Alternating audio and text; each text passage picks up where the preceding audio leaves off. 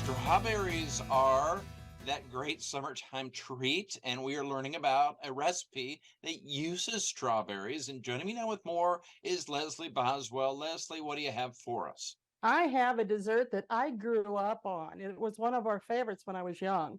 And this came out of my family's cookbook, and this is the house I grew up in. I have 2 loaves of angel food cake that you can buy in the store, or you can make your own. That's always good too. I cubed it up on one of them, put it in the bottom of a 9x13 pan. Now I'm going to use canning pie filling, but you can also use fresh strawberries. They work just as well.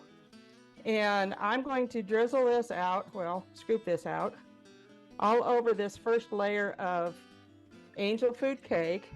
And that is your first 2 layers. Now, I'm going to take the second loaf, and you can see how easy these cut. This dessert, the whole thing takes about 5 minutes once you've got everything set out here and ready to go, and there's nothing to getting it all ready.